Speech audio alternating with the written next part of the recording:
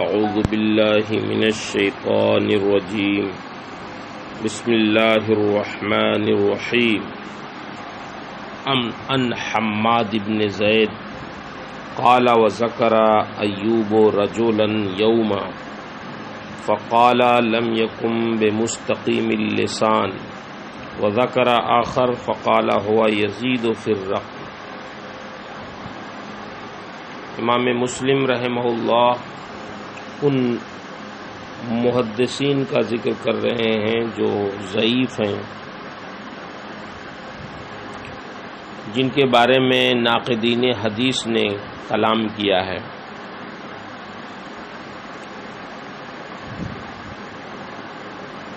حضرت حماد بن زید سے روایت ہے، فرماتے ہیں کہ ایک دن ایوب نے، ایوب سے مراد حضرت ایوب سختیانی، ایک آدمی کا تذکرہ کیا تو فرمایا لم یکن بمستقیم اللسان، وہ زبان کا سچا نہیں ہے۔ وذکر آخر فقال هو یزید فی الرقم، اور دوسرے کا ذکر کیا تو فرمایا کہ وہ رقم کو بڑھا دیتا ہے۔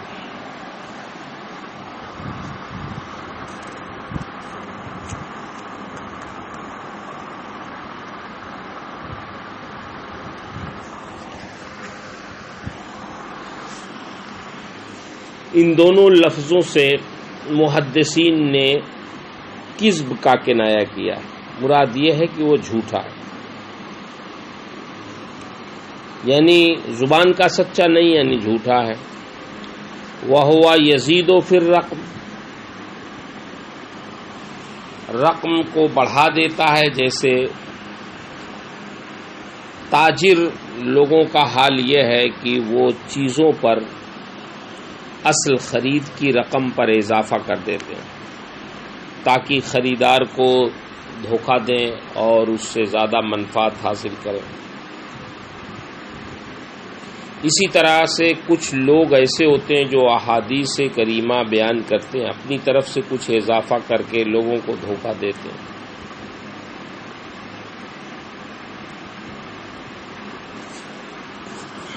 یزید فی الرقم کا مطلب یہی ہے۔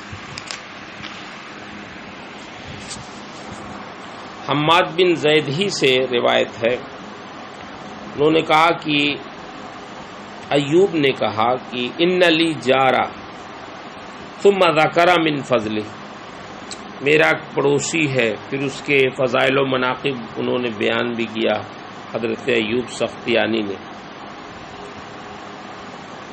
پھر یہ بھی کہا وَلَوْ شَهِدَ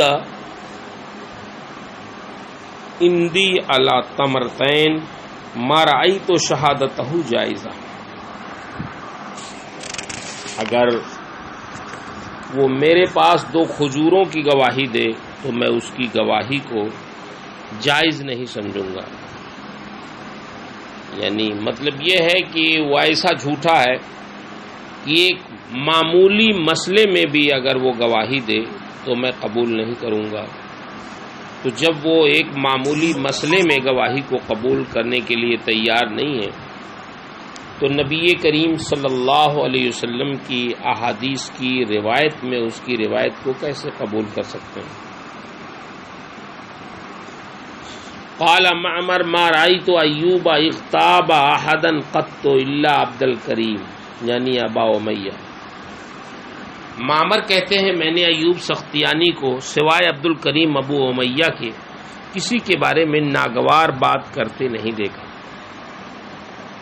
فَإِنَّهُ ذَكَرَهُ فَقَالَ رَحِمَهُ اللَّهُ كَانَ غَيْرَ ثِقَةٍ، حضرت ایوب نے عبد الکریم ابو امیہ کے بارے میں ذکر کیا تو فرمایا کہ اللہ رحم کرے وہ ثقہ نہیں۔ لقد سالنی عن حدیث لإکرمہ ثم قال سألت اکرمہ سمعت اکرمہ،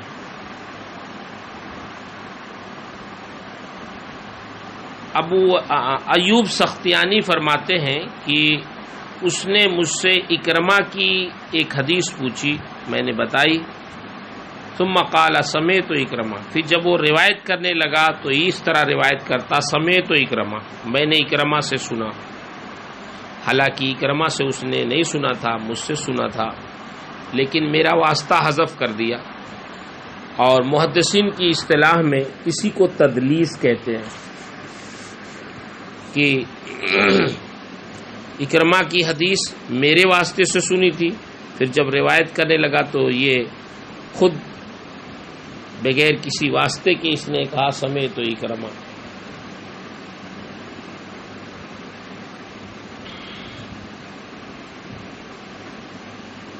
عبد الکریم ابو امیہ یہ کون ہے؟ یہ اصل بصری ہے، مکہ مکرمہ میں مقیم تھا، اور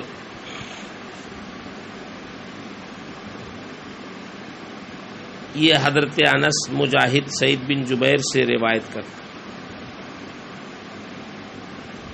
بخاری میں باب التہجد باللیل میں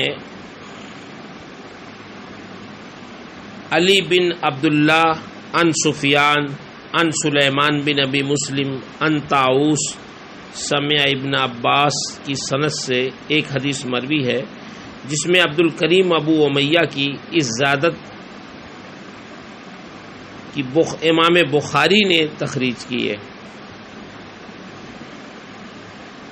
وہ روایت کیا ہے؟ قال سفیان وزاد عبد الکریم ابو امیہ ولا حول ولا قوت الا باللہ، یعنی گویا امام بخاری میں بھی ان کی روایت ہے۔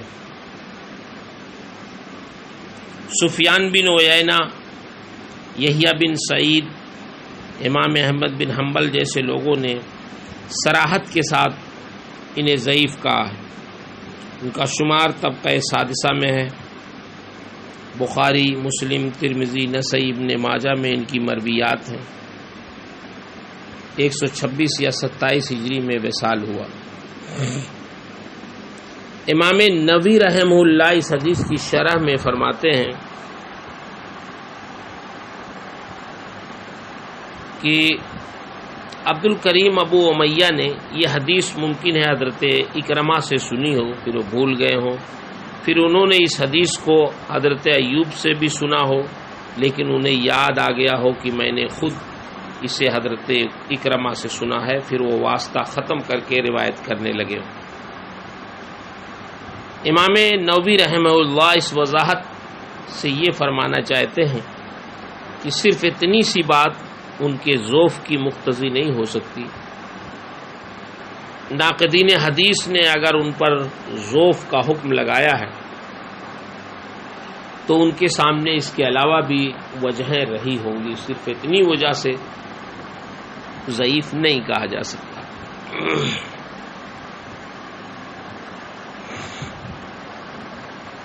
حدثنا حمام قال قدم علینا ابو داود علامہ فجعل يقول حدثنا البراء وحدثنا زید بن ارقم فذكرنا ذلك لقتادہ فقال كذب ما سمع منهم انما كان ذلك سائلا يتكفف الناس زمن طاعون الجارف۔ حمام بیان کرتے ہیں کہ ابو داؤد نابینا ہمارے پاس آیا، کہنے لگا کہ ہم سے برا بن عازب نے حدیث بیان کی اور ہم سے زید بن ارقم نے حدیث بیان کی۔ فجعل یقول حدثنا البراء وحدثنا زید بن ارقم، ہم نے اس کا ذکر قتادہ سے کیا تو انہوں نے کہا وہ جھوٹا، ما سمع منہ، اس نے ان سے حدیث نہیں سنی۔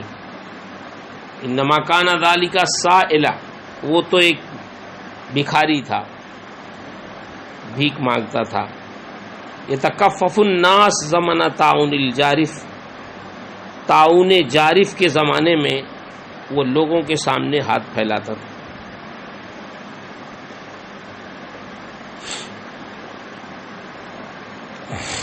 حمام ہی کی روایت نیچے بھی انہوں نے دی ہے کہ اخبرنا حمام قال دخل ابو داود العام علی قتادہ، حمام نے ہمیں خبر دیا کہ ابو داؤد نابینا حضرت قتادہ کے پاس آیا، فلما قام،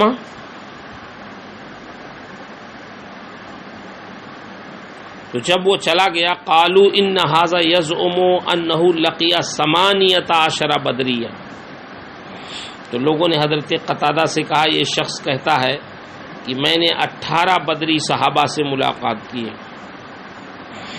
فقال قتادہ ھذا کان سائلا قبل الجارف لا یعرض فی شیء من ھذا ولا یتکلم فی۔ حضرت قتادہ کہتے ہیں کہ یہ تو طاعون جارف سے پہلے بھیک مانگتا تھا۔ لا یعرض فی شیء من ھذا ولا یتکلم فی، یہ حدیث سے کوئی تعلق نہیں رکھتا تھا اور نہ ہی اس میں کوئی بات کرتا تھا، یعنی اس کی کوئی دلچسپی نہیں تھی۔ فواللہ ما حدثنا الحسن عن بدری مشافہۃ ولا حدثنا سعید بن المسیب عن بدری مشافہۃ الا عن سعد بن مالک،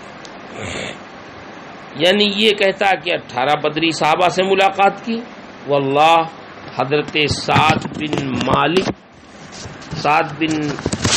بن ابی وقاص، حضرت سعد بن ابی وقاص کو چھوڑ کر ہم نے حسن بصری اور حضرت سعید بن مسیب رحمہم اللہ جیسے لوگوں سے بھی بغیر واسطے کے کسی بدری صحابی سے کوئی حدیث بیان نہیں کی، یعنی ہم لوگوں نے صرف ایک بدری صحابی سے بغیر واسطے کے حدیث بیان کی، بقیہ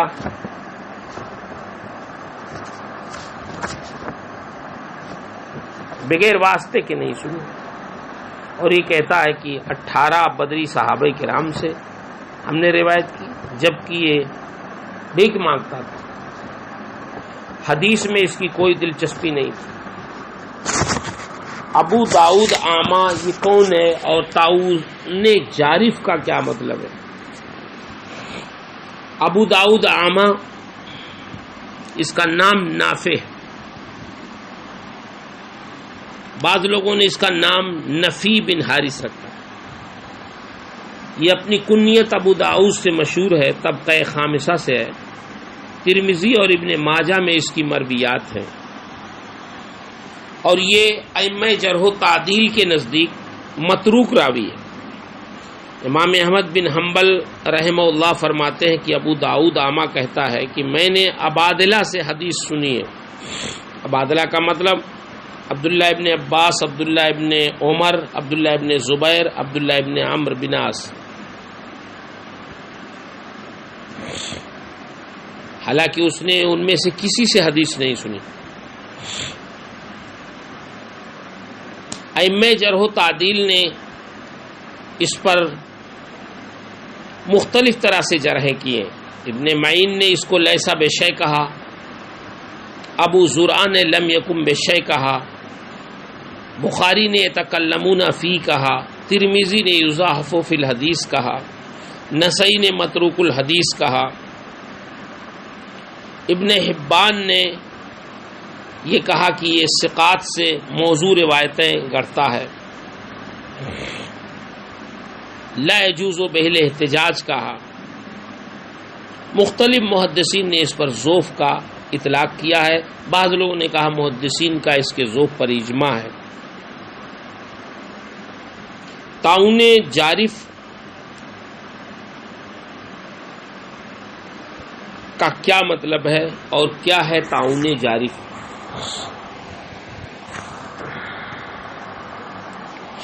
طاعون ایک بیماری ہے جو وبائی بیماری ہے، جیسے ابھی بیماری پھیلی، فضا میں جراثیم ہو گئے، ہوا کی خرابی کی وجہ سے زمین میں جو خراب چیزیں ہوتی ہیں اس کے فاسد مادے ہوا میں بخارات میں جا کے مل جاتے ہیں۔ اب ہوا بجائے فائدہ پہنچانے کے وہ فساد پہنچاتی رہتی ہے۔ اور وہ طاعون کی صورت میں ظاہر ہوتی ہے۔ حکما نے اس کے بارے میں بتایا کہ ابتداً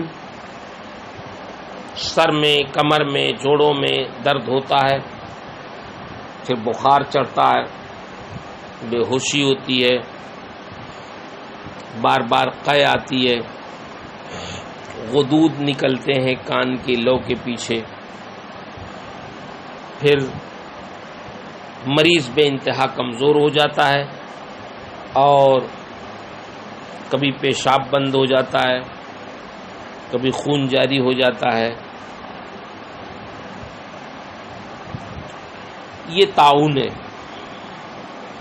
آبادی کی آبادی اس کی وجہ سے صاف ہو جاتی تھی۔ طاعون جارف کا مطلب کیا ہے؟ اصل میں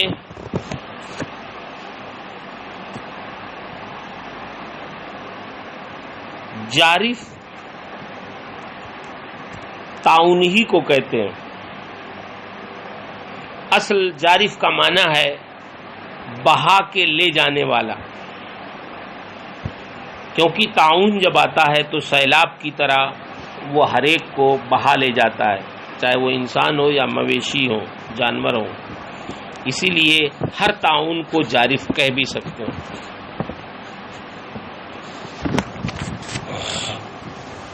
طاعون جارف کی وبا کب پھیلی، اس بارے میں علماء کے درمیان شدید اختلاف ہے۔ امام نووی رحمہ اللہ خود فرماتے ہیں کہ علماء کی متعدد اقوال اس میں ہیں۔ حضرت ایوب سختیانی کے بارے میں حافظ ابن عبد البر نے لکھا کہ وہ 136 ہجری میں طاعون جارف کی وبا میں فوت ہوئے۔ ابن قتیبہ نے معارف میں حضرت امام اسمعی سے نقل کیا کہ طاعون جارف 67 ہجری میں حضرت عبداللہ بن زبیر کے عہد حکومت میں واقع ہوا۔ امام علی ابو الحسن علی بن محمد نے لکھا اپنی کتاب میں کہ طاعون جارف حضرت عبداللہ بن زبیر کے عہد میں شوال 67 ہجری میں پھیلا۔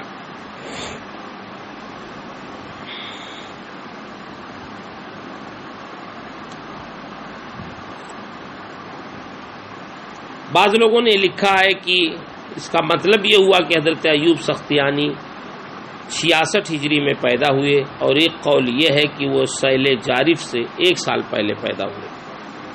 امام قاضی ایاز نے اس مقام پر یہ کہا ہے کہ سیل جارف 119 ہجری میں واقع ہوا، اور حافظ عبد الغنی نے عبداللہ بن مطرف کے ترجمے میں یحییٰ قطان کے حوالے سے ذکر کیا کہ مطرف طاعون جارف کے بعد 87 ہجری میں فوت ہوئے۔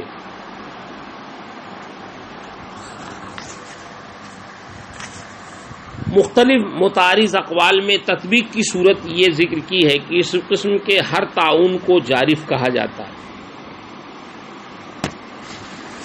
سب سے پہلے 6 ہجری میں عہد نبوی میں طاعون کی وبا پھوٹی۔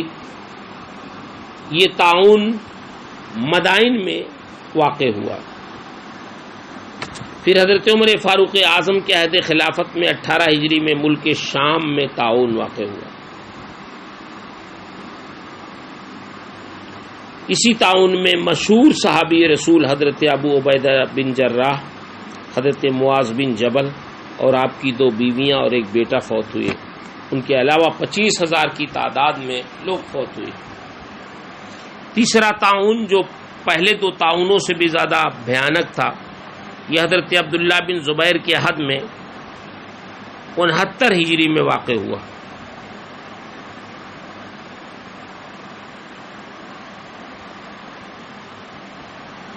جو طاعون جارف کے نام سے مشہور ہے۔ اس طاعون کی تباہی کا عالم یہ تھا کہ صرف 3 دن میں اتنا شدید تھا کہ ہر دن 70,000 آدمی مارے گئے۔ اس تعاون میں حضرت انس بن مالک رضی اللہ تعالی عنہ کے 83 یا 73 فرزند فوت ہوئے. حضرت عبد الرحمن بن ابی بکر کے 40 بچے فوت ہوئے. چوتھا تعاون عبد الملک بن مروان کے عہد حکومت میں واقع ہوا جس کو تعاون فتیات کہتے ہیں. اس کی ابتدا لڑکیوں سے ہوئی تھی اس لیے اسے تعاون فتیات کہتے ہیں. اس میں قوم کے معزز لوگ مارے گئے. یہ 87 ہجری میں واقع ہوا. پانچواں تعاون 100 ہجری میں واقع ہوا. چھٹواں تعاون 127 ہجری میں واقع ہوا. ساتواں 131 میں.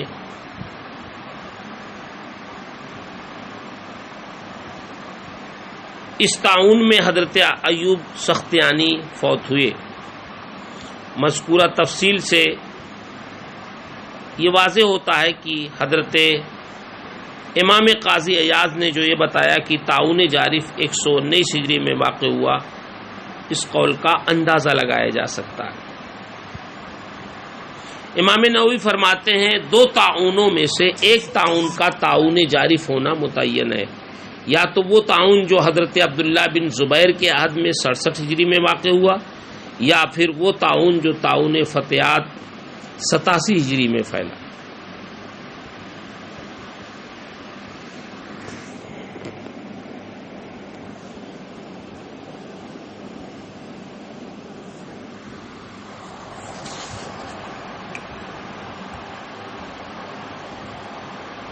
حدثنا جریر عن رقبہ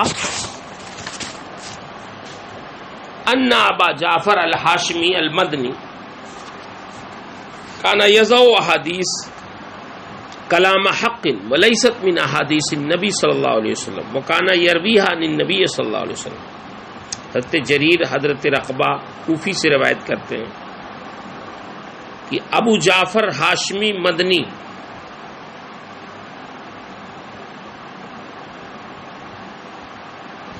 صحیح باتوں کو حدیث بنا کر پیش کرتا تھا. کانا یضع احادیث کلام حق ولیست من احادیث النبی صلی اللہ علیہ وسلم. حالانکہ وہ نبی کریم صلی اللہ علیہ وسلم کی احادیث نہ ہوتی، کوئی صحیح کلام ہوتا اس کو حدیث بنا کے پیش کرتا اور پھر نبی کریم صلی اللہ علیہ وسلم سے وہ روایت کرتا. ابو جعفر ہاشمی مدنی یہ کون ہے؟ اس کا نام ہے عبداللہ بن مسور. ابو جعفر اس کی کنیت ہے. یہ بھی واضحین احادیث میں سے حکمت کی باتوں کو حدیث بنا کر پیش کرتا، حالانکہ حدیث سے اس کا کوئی تعلق نہیں ہوتا. امام ذہبی نے میزان الاعتدال میں اس کے بارے میں فرمایا ولیس بثقہ.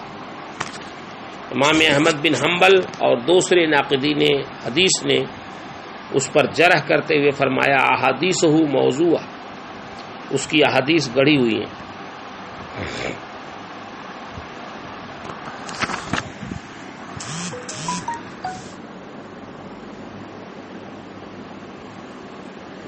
یونس بن عبید سے مروی ہے، فرماتے ہیں کانا عمرو بن عبید یکذب فی الحدیث. یہ عمرو بن عبید حدیث میں جھوٹ بولتا تھا. یہ عمرو بن عبید بھی معتزلی تھا، قدری تھا.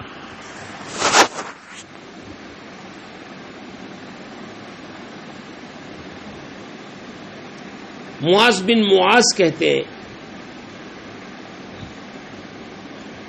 قلت لعوف بن ابی جمیلہ ان عمرو بن عبید حدثنا عن الحسن ان رسول اللہ صلی اللہ علیہ وسلم قال من حمل علینا السلاح فلیس منا.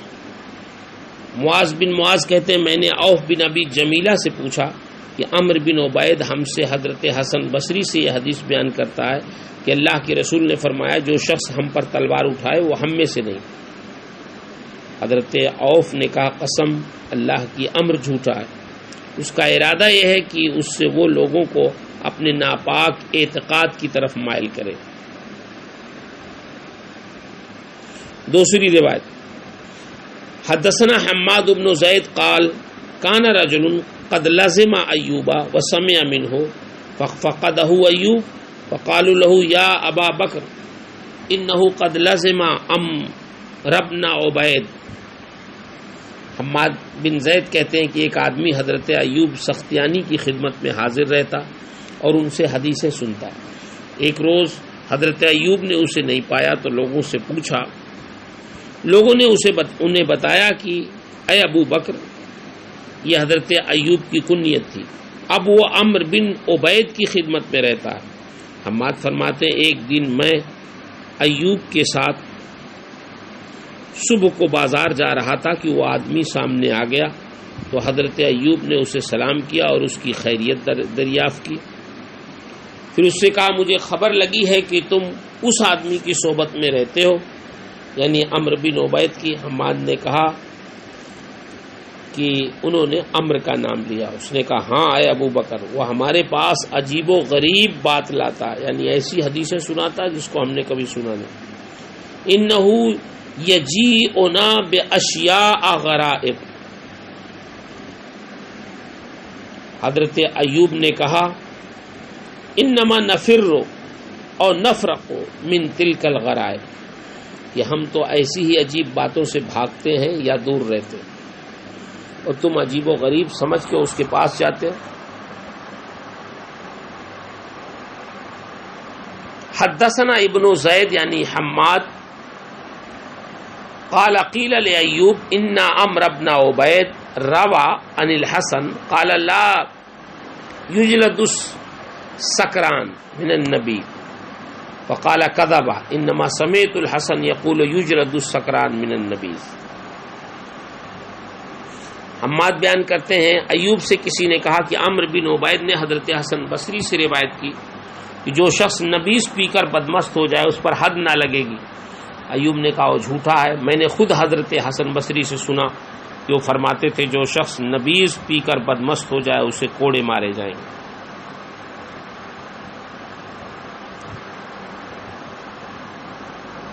سلام بن ابی موتی کہتے ہیں بلغ ایوب انی آتی عمرہ فاقبل علی یوم فقال ارأیت رجلا لا تأمنہ علی دینہ کیف تأمنہ علی الحدیث. ایوب کو خبر لگی یعنی حضرت ایوب سختیانی کو کہ میں سلام بن ابی موتی کہتے ہیں کہ حضرت ایوب کو خبر لگی کہ میں عمرو بن عبید کے پاس جاتا ہوں تو وہ ایک دن میرے پاس آئے، کہنے لگے بھلا بتاؤ جس کے دین کی تم تصدیق نہیں کرتے اس کی حدیث پر اعتماد کیسے کرو گے. ابو موسیٰ کہتے ہیں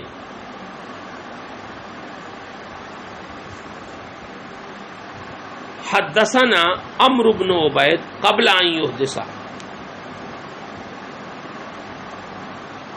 نئی بات نکالنے سے پہلے ہم سے عمرو بن عبید نے حدیث بیان کی، یعنی اپنے فاسد عقیدے سے پہلے. یہاں تک کہ گفتگو میں عمرو بن عبید کا ذکر تھا. عمرو بن عبید یہ معتزلی تھا اور قدریہ تھا.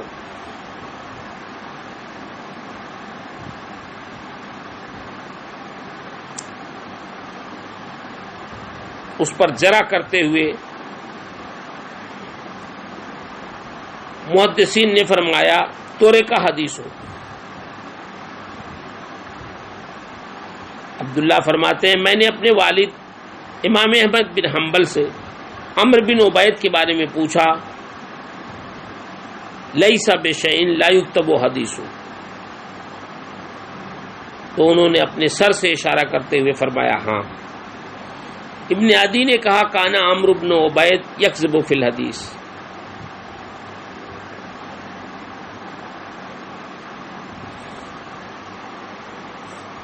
اس طرح سے عمرو بن عبید کے بارے میں محدثین نے مختلف گفتگو کی ہے.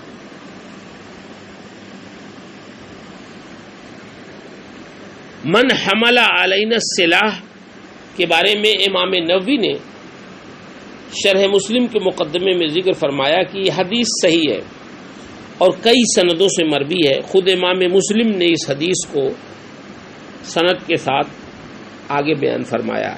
اس حدیث کا مطلب یہ ہے کہ جس شخص نے کسی مسلمان پر ہتھیار اٹھایا وہ ہمارے طریقے اور ہماری راہ پر نہیں ہے۔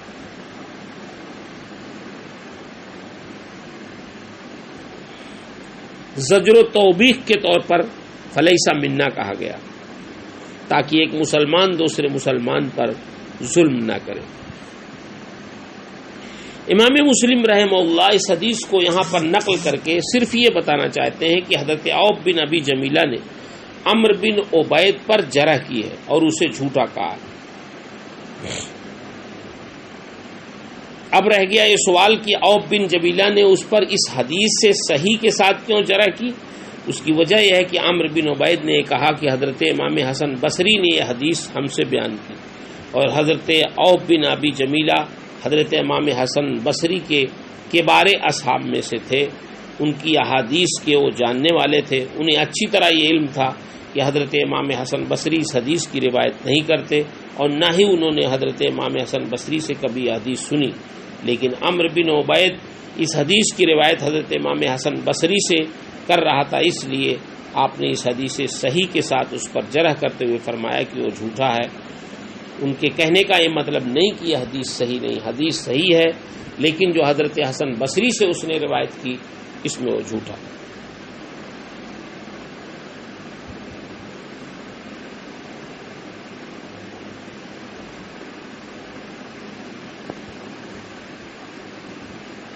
ارادہ ان یحوزها الی قولہ الخبیث کا مطلب یہ ہے، عوف بن ابی جمیلہ فرماتے ہیں کہ عمرو بن عبید کے اس حدیث کے بیان کرنے کا مطلب صرف یہ ہے کہ اس حدیث سے اپنے اعتزال کے مذہب کو تقویت دینا چاہتا ہے، کیونکہ مرد مومن پر ہتھیار اٹھانا اور اس پر تشدد کرنا گناہ کبیرہ ہے، اور معتزلہ کا عقیدہ یہ ہے کہ گناہ کبیرہ کے ارتکاب سے بندہ ایمان سے باہر ہو جاتا ہے، جیسا کہ بظاہر اس حدیث سے ثابت ہوتا ہے، اور اگر وہ بغیر توبہ کے مر گیا تو وہ ہمیشہ جہنم میں رہے گا، اور وہ کافر بھی نہیں ہوتا بلکہ ایمان و کفر کے درمیان منزل میں رہتا ہے۔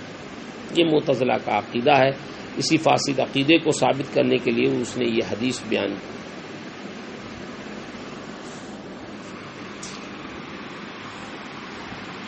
اس کی بحث آپ نے شرح عقائد نصفی میں پڑھ لی ہوگی۔ واللہ اعلم بالصواب۔